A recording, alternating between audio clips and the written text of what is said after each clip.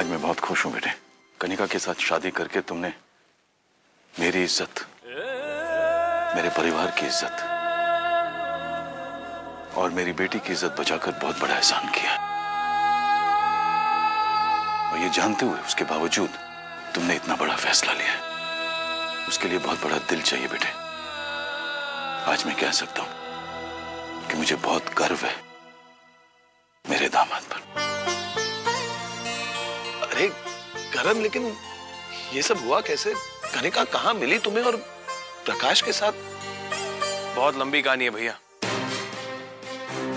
कनिका को ढूंढने के लिए मैं और आबा तो हर शिव मंदिर में हुआ है। फिर आबा ने कहा कि हमें कोर्ट में एक चक्कर मारना चाहिए। मैं गई तो थी कोर्ट उसके साथ, लेकिन कनिका, तुम तो जानती हो कि तुम्हारे भाई करण और तुम्हारी भाभी आभा को मेरे घर वालों के बारे में पता चल चुका था, और अब उन्होंने मेरे घर वालों को धमकी दी है कि अगर मैंने तुमसे शादी की तो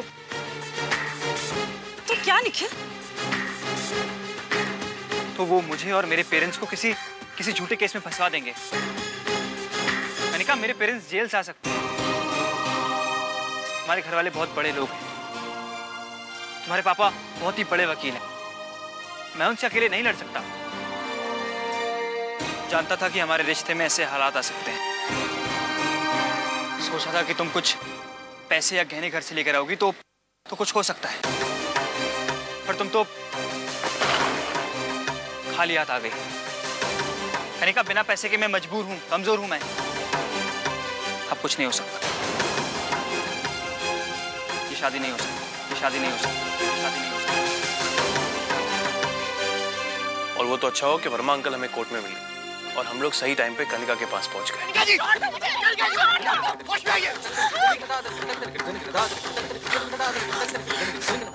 पागल हो गई हो क्या? ये क्या करने जा रही थी तू? होश में आओ कनिका, ये क्या? नहीं जीना चाहती अब मैं। क्या मुंह लेके जाऊंगी पापा के सामने? जिंदगी भर पापा के दिल पर दुख का बोझ बन के नहीं जीना चाहती अब मैं। कौन अपनाएगा मुझे? हम करेंगे कनिका से शादी, हम करेंगे कनिका से शादी।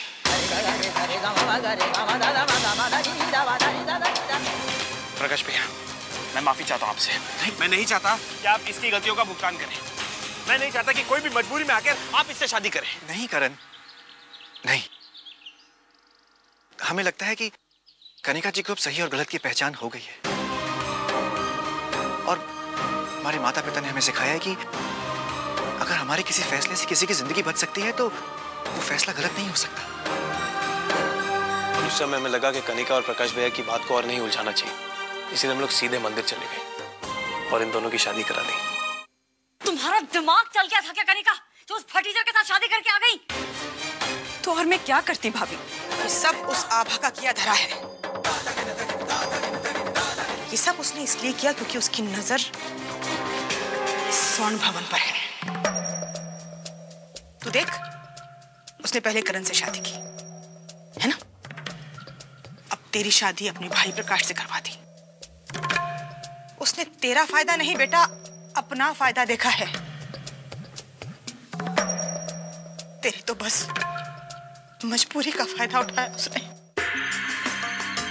तो बस एक बात अपने दिमाग में बैठा ले, तेरी जिंदगी आभा ने बर्बाद की है, और अब वहां जाकर तुझे उसके घर वालों का जीना हराम कर देना है। प्रकाश का क्या है? उसको तो हम कभी भी छोड़ देंगे, है ना? शायद ये एक रास्ता है स्वर्ण भवन में वापस आने का। अदरवाइज पापा तो मुझे कभी नहीं अपनाएंगे।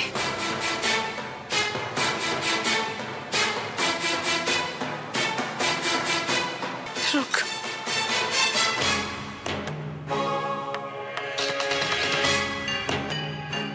अब आभा को पता चलेगा कि उसने कितनी बड़ी गलती की है।